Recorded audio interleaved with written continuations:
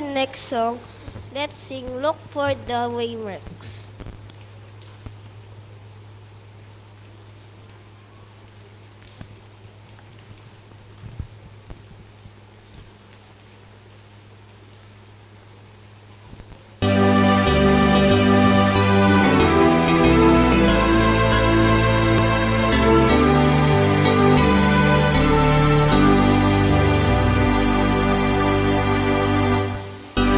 For the waymarks as you journey on, look for the waymarks passing one by one.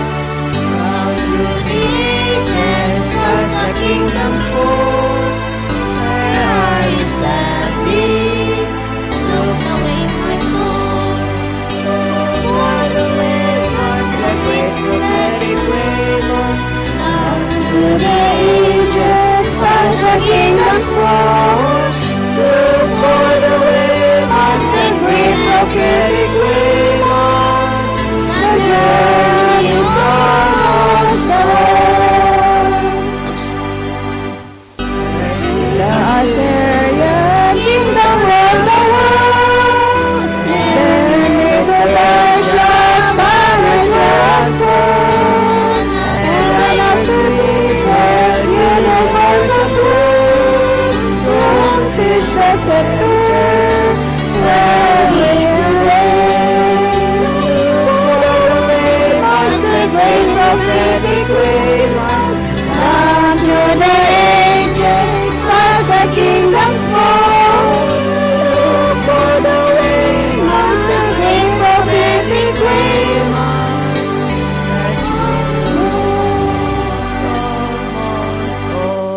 down in the field of Ireland the plain, hidden divided, so to pass away. Not let the next great glorious drama be. Christ and His coming and eternity. Look for the waymarks, the great prophetic waymarks, down through the ages, past the kingdom's fall.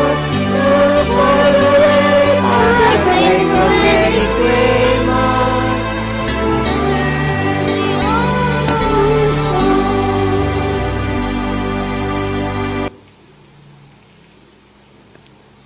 Lord in the morning. Lord in the morning.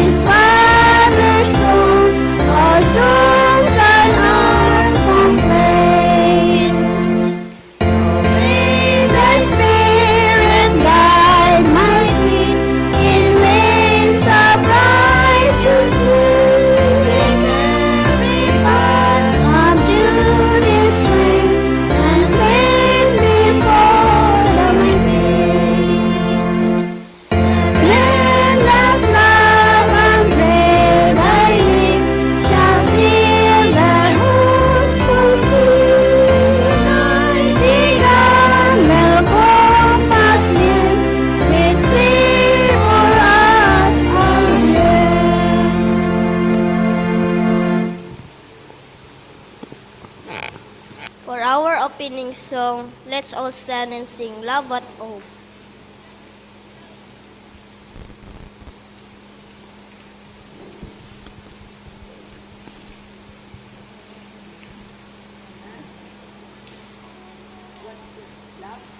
Love at Hope.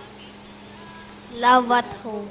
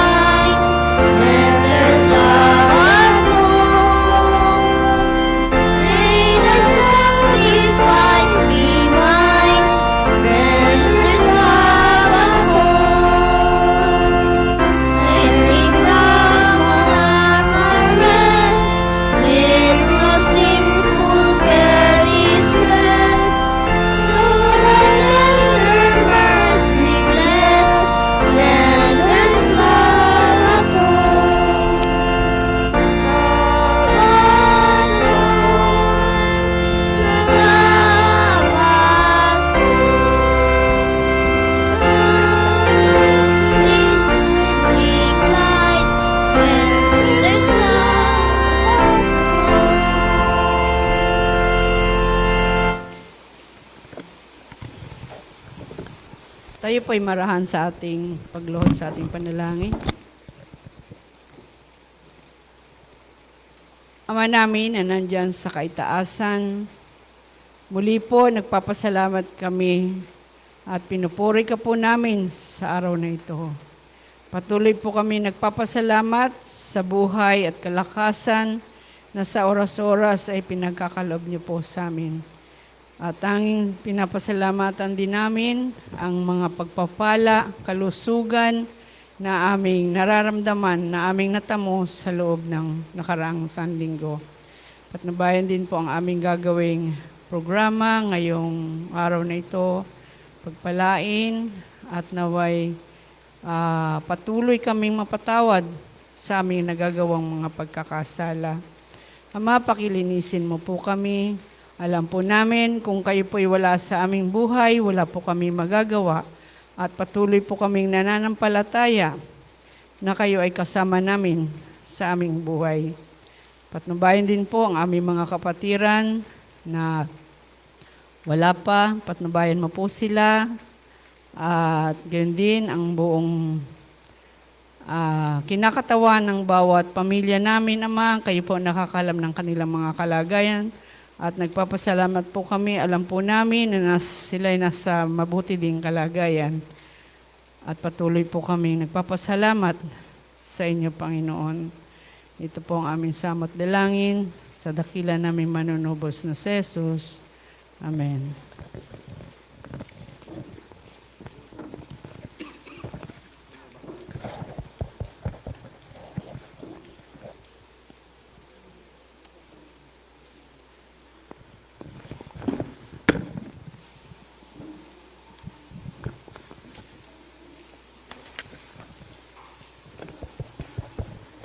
Magandang umaga at happy Sabbath po sa inyong lahat, mga minamahal kong kapatid. Purihin ang Panginoon. Tell the world. Pag sabi kong tell the world, Jesus is coming. Then Jesus is coming, tell the world. Tell the world, Jesus is coming. Purihin ang Panginoon sa umaga pong ito na tayo po ay nakapagsimula sa ganap na oras ng alas 8:30 ngayong umaga. So, atin pong pasalamatan ang ating mga kapatid na maagang dumating. Mantalan family, Mr. and Mrs. Aclon and family, Ma'am and Sir Romy Sidogin and family, then Brother John and Sister Crispa, nandito sila na nauna kahit sa maulan na panahon, no? Maulan na umaga, tayo mga kapatid ay hindi naantala at patuloy na atin pong pinagsisikapan ang tamang oras ng atin pong pagdating sa atin pong sambahan. Okay, so ngayon pong umaga, ang atin pong mga may bahagi ay nais ko pong ibabanggitin sa inyo. Yung atin pong nanguna ng ating chorister, si Brother John Palmoni. Yan. So, yung ating nagbukas ng ating panalangin, Sister Yoli Mantala, at ang magbigay sa atin ng special song, Sister Crispa Mascardo, at ang atin din pong magbigay ng ating Mission Spotlight, Sister Angel Mascardo. At kasunod po nito, yung ating promotional talk, ibibigay sa atin ni Brother John Mantala. So, yung inyong presenter, mga kapatid, Brother Ron Ranis. So, ito po ang pagkakasunod-sunod ng ating sequence ng ating pong susundang pagsamba ngayong umaga at sa ating pong papuri sa Panginoon at pagpalain tayo sa ating dakilang ay kapal.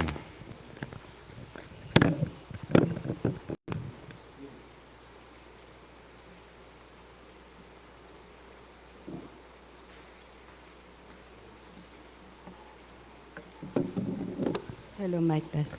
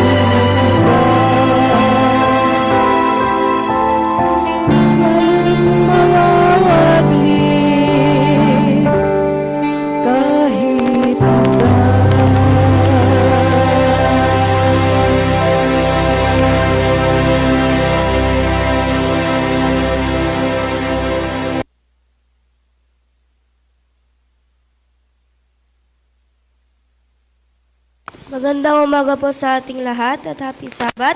Ako po ngayon ang magbabasa ng Mission Spotlight. Ang pamagat po ng kwento ay pagbibigay ng pagkakataon sa Biblia. Ito ang kwento kung paano ibinigay ni Bob Basco, ang unang Seventh-day Adventist na pastor ng Mongolia, ang kanyang puso sa Diyos noong unang bahagi ng 1990. Ang kwento ay pagtutol kay nagpupumilit na mag-aral ng Ingles sa isang universidad sa Mongolia. Hiniling niya sa kanyang kambal na kapatid na babae na ipakilala siya sa ilang Amerikano na nagtuturo sa kanya ng Ingles at tungkol sa Diyos. Determinado siyang matuto ng Ingles mula sa kanila. Kung kinakailangan ipakita sa kanila na ang Kristyanismo ay walang lugar sa Mongolia. Ang mga Amerikano ay hindi nagkikita sa isang simbahan kundi sa kanilang bahay. Magiliw nilang binati si Bold nang dumating siya kasama ang kanyang kakambal na babae sa kanilang simbahang bahay sa kabesera ng Mongolia, ang Ulaanbaatar. Ito ay isang pinakita hindi pangkaraniwang karanasan para kay Bold. Mga 20 katao ang nakaupo ng pabilog sa sahig, kumakanta sila mula sa mga songbook. Ang mga salita ng mga awitin ay tila kakaiba para kay Bold. Siya ay naguguluhan at natatawa. Naiisip niya, ano ang ibig sabihin ng hosana? Bakit sila umaawit tungkol sa isang kordero? May hawak siyang songbook sa kanyang mukha para itago ang kanyang pagtawa. Pagkatapos ng pag-awitan, pinangunahan ng Amerikano ang isang klase sa Sabbath School. Nagsalita sila tungkol sa panaginip ni Haring Nebuchadnezzar sa Daniel 2. Si Bold ay nabighani at maraming mga katanungan, ngunit nanatili siyang tahimik. Pagkatapos ay nagbigay ng maikling sermon ang isa sa mga Amerikano. Wala ni isa sa mga binanggit na mga salita ang mahalaga kay Bold. Nagsalita ang mga mangangaral tungkol sa isang imahe sa aklat ng Apokalipsis na hindi naintindihan ni Bold. Nagsalita ang mga mangangaral tungkol sa pagbabalik ni Jesus at nagtaka si Bold saan siya pumunta at bakit kailangan niyang bumalik. Pagkatapos ng tanghalian, ang grupo ng bahay-sambahan ay pumunta sa isang bahay ampunan upang gumawa ng mga crafts kasama ang mga bata. Nang umuwi si Bold ng gabing iyon, gumaan ang kanyang pakiramdam. Masaya ang araw na iyon at nasiyahan siya sa pagtulong sa mga bata.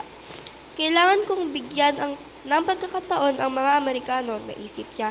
Siguro dapat kong pakinggan ang kanilang mga ideya. Sabik niyang hinintay ang sumunod na Sabado. Pagkatapos ng sermon, umupo siya kasama ng mga Amerikano at nakinig. Ibang-iba ang narinig niya sa itinuro sa kanya. Binuksan ng mga Amerikano ang Biblia sa Genesis at ibinahagi ang kwento ng paglikha. Interesado si Bold. Nag-aral siya sa isang guro mula sa tradisyonal na relihiyong Mongolia. Sa loob ng 2 taon noong bata pa siya, ngunit hindi maipaliwanag ng kanyang guro ang pinagmulan ng buhay. Sinabi ng guro ang isang alamat tungkol sa pagsama-sama ng alikabok at pagbuo ng mundo. Ngunit hindi pinaliwanag ng alamat ang pinagmulan ng tubig, hangin at mga buhay na bagay. Sa mga tanong na iyon, walang nasagot ang guro, ngunit ang Biblia ay may malinaw na mga sagot tungkol sa lahat ng mga bagay na iyon. Si Bold ay may maraming mga katanungan at nagsimula siyang magtanong sa kanila. Sinagot ng mga misyonaryong Amerikano mula sa Biblia ang kanyang mga tanong. Nang malaman nilang marunong siya ng salitang Roso, binigyan nila siya ng Bibliang Roso. Noong panahong iyon, ang bagong tipan lamang ang magagamit sa wikang Mongolian. Kaya kasama ng Bibliang Roso, si Bold ay nagkaroon ng pagkakataong mabasa ang buong salita ng Diyos. Sa kanyang ikatlong Sabado sa simbahan, sinabi ng isang misyonaryo, bakit hindi mo ituro ang mga kwento sa mga bata na may sigla ang lumang tipan? Nagulat si Bold. Nadama niya hindi siya kwalipikadong magturo ng Biblia sa sino man.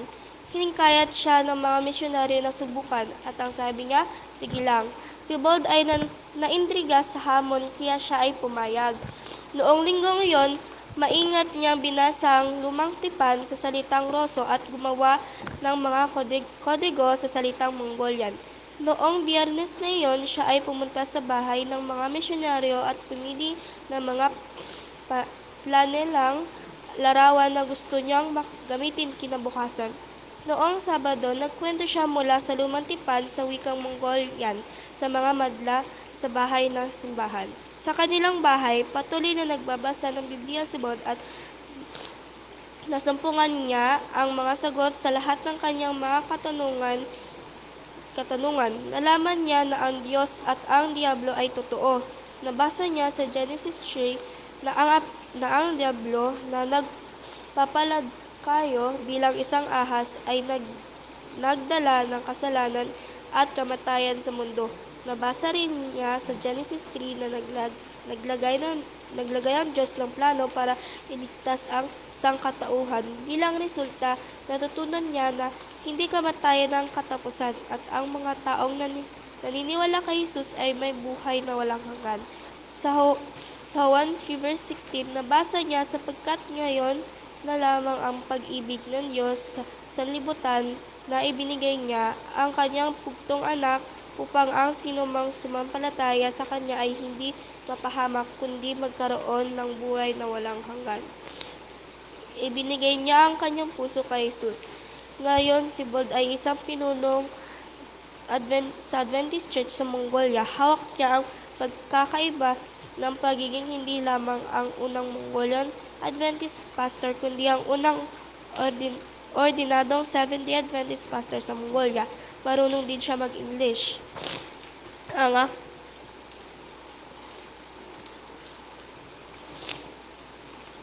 Ang aking natutunan sa Biblia ang tungkol sa isang pagmamahal ng Diyos at lumikha sa atin. Nang tayo ay nagkasala ay dumating upang tayo ay ligtas, iyon ang magsasaakit kaysa sa anumang bagay na itinuro sa akin noon. Binigyan ko ng pagkakataon ng Biblia at iyon ang dahilan kung bakit ngayon ako ay isang Adventist. Sinabi niya na kahit nagdusa siya pagkatapos namatay ang kanyang ama, nasumpungan niya ang Diyos bilang resulta. Kahit na ito ay isang trahedya sa aking buhay, ito ay naging napakabuti, sabi niya. Sa paglapit kay Kristo, nakita ko ang mga kasugutan sa lahat ng aking mga katanungan. Kasama ko ang Diyos sa lahat ng oras na iyon. Ipanalangin ang mga tao sa Mongolia tulad ni Bold ay naghahanap ng mga sagot. Ang bahagi ng 13 Sabbath offering sa trimestry ito ay makakatulong sa pagbukas ng isang Children's Recreation Center para ibahagi ang Ebanghelyo sa Ulan Batar, Mongolia. Salamat po sa pakikinig ngayon.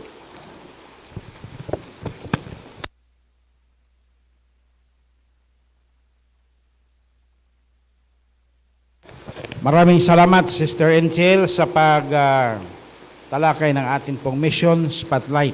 No? Okay, so sa hindi pa natin ibibigay ng ating promotional talk ay atin mo nang paawitin ang lahat ng mga kalalakihan, mga tatay.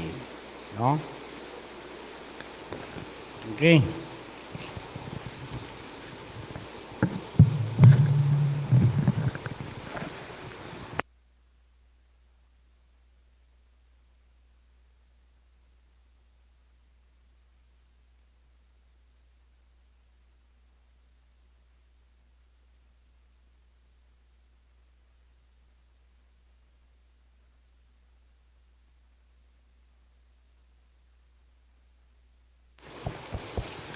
Awitin namin ang God Sent His Son.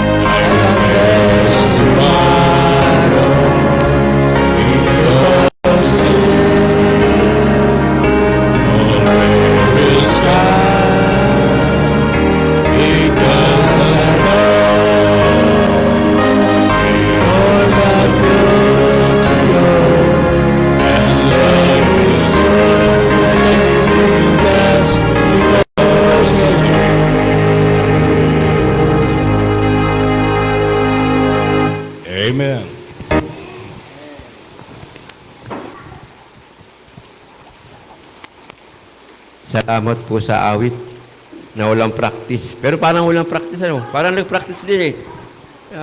Salamat sa Panginoon. At binigyan tayo ng, bagaman uso ang sipon, yung boses ay, Brother Juan, ayos. Awan ko sa pakinig nila. Part ko po ay promotional, mga kapatid. Hindi po ako maghahaba ng salita. Ano ba yung naiisip nyo na promotional, ngayon po investment, Brother Ronnie? Sa isang kaisipan, ano ba yung promotional? Pagpapasulong, pagpapakilala? So kung sa mga negosyante, ma'am, mga kapatid, pag ikigagawa ng isang bagay na gusto mong ipakilala, gagawin mo yung pinakamaganda, Brother Ronnie, yung maaakit. Maaakit yung mga tao sa gagawin mo. Siyempre, gagawa ka ng mga, kung nakapunta kayo ng Maynila, ang laki ng mga billboard. Yung lalaki ng mga billboard. Mahalimbawa yung Jollibee. Ang laki ng billboard niyan. Choco King. So, banalaki pa, makita. Yung mga tao nakatingin, talagang, ganun yung ipinapakilala yung isang bagay kung gano'n kahalaga. Kaya yung Jollibee, sikat na sikat. Ang dami kumakain. So, kilalang kilala eh. Yung sa pantalon, yung Levi's. Elementary ako, Levi's. Hanggang ngayon, Levi's pa rin. Hindi kumukupas kasi branded. Branded yung tatak niya, mga minamahal kong mga kapatid. Branded. So, sa atin din, ano ba yung ating nais i-promote sa ating sarili? Dapat maging branded tayo sa paningin ng tao.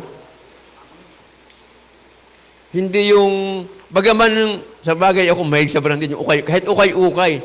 Pero branded. Mga kapatid, nawa yung ating sarili, i-invest natin na maging branded sa ating kapwa-tao. Maging parang yung Jollibee na, kaysa ka magpunta, yung mga bata, huwag yan mga bata yan eh. Jollibee tayo. Pag nakita yung board na malaki, yung karato lang yan, ay tuwang-tuwa. Sana mga kapatid, pag tayo nakita ng ating kapwa-tao, ay, tatawa na, magiging masaya. Magiging masaya yung mga kaharap natin kasi alam ng Panginoon ay Advent. Alam ng kapitbahay mo, branded yan mga kapatid. Adventista yan. So yung dapat i-invest natin, hindi lang yung ating negosyo. Sabagay ang lahat na maipara sa Panginoon. Pero may mga part, may mga time, may mga panahon. Nalala ko po nung ako'y maliit. Elementary ako. May alaga ako, brother, ng mga manok. So, sa amin. Pero may isa na may sakit. Ay sabi ng nanay ko, nung buhay pa, yung mga ganyan ay iniimbis sa Panginoon yan. So naniwala ako, mga brother, alam mo, gumanda yung manok. Pag pala iimbis mo yung isang bagay na talagang totoo sa Panginoon na ipagkakatiwala mo, lumalago. Gumaganda. Gumaganda. So sana, ngayong umaga, hindi lang pera ang ating iimbis sa Panginoon, bagay may sobra-sobra yung ating mga negosyo. Yung iba niyan, pag sobra-sobra ang income, nagbibigay. Nagbibigay yan pag sobra-sobrang income sa kanyang tagumpay na negosyo. O wag lang sana yung negosyo, wag lang yung pera ang ating imbis, mga kapatid. Importante po ang ating imbis sa araw-araw na ating buhay, ang ating sarili, ang ating imbis lagi sa Panginoon. Sapagkat yung pinapakahalaga para ating manahin.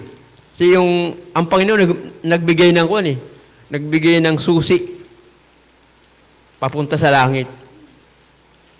So kung ang ating susi lang ay dito sa lupa, sayang yung binigay ng Panginoong susi sa langit. Ba yung kanyang inimbest na anak para tayo magkaroon ng karapatan doon sa langit. Kung Biblia ang tatanungin mo, Pastor, nakikita ko yung kabuuan ng Bible. Bagaman ito yung mabasa mo lahat. Pero andun yung susi, yung inimbis ng Panginoon yung kanyang anak eh. Para sa aso. Sabi sa John 3:16, sapagkat Gayon na lamang ang pagsinta ng Diyos sa sanlibutan na ibinigay niya ang kanyang bugtong na anak. Yun yung inimbes ng Panginoon para sa atin. Yung tao na yun. So mga kapatid, hinahamon tayo ngayong umaga. Hindi lang tuwing Sabado tayo mag-imbes ng sarili. Araw-araw, minuto ng ating buhay, mawala man tayo sa mundong ito. Nakadikit tayo sa ating mahal na Panginoon. Happy Sabbath po sa ating lahat.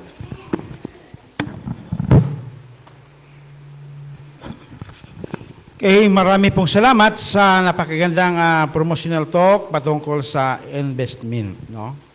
So, salamat sa ini-invest natin ng mga sarili sa oras ng pagsamba na tayo po ay tumugon sa panawagan ng Diyos, no? Okay, so tayo po ngayon ay dadako na sa ating pag-aaral, pagripaso ng ating mga leksyon, mga kapatid. So, dahilan ang atin pong panahon ay maulan, no? Marami tayong mga kapatid na nasa tahanan pa, ang iba ay nagpasilong sa mga daanan na makapasilong sila. So, purihin ang Panginoon na narito na tayo, no? Nauna sa mga kapatiran natin na papupunta pa lang dito.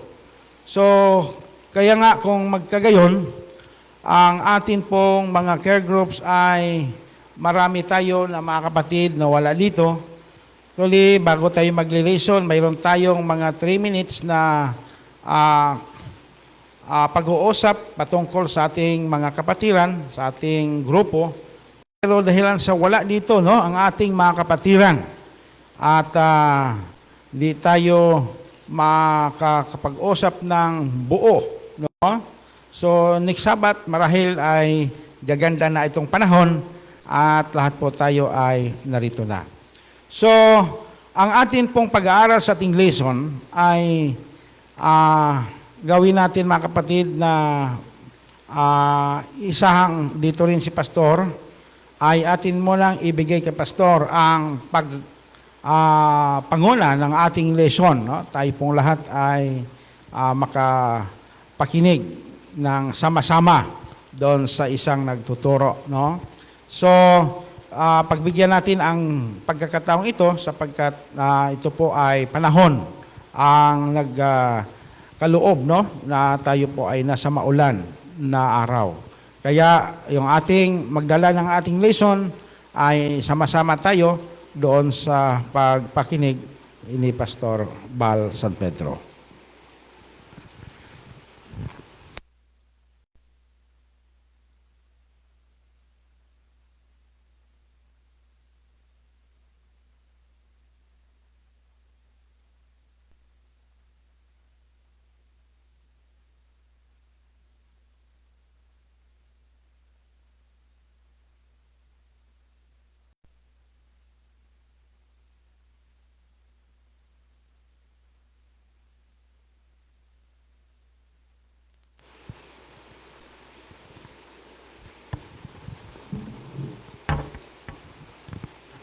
Magandang umaga po mga kapatid, isang maulan at malamig na umaga sa ating lahat.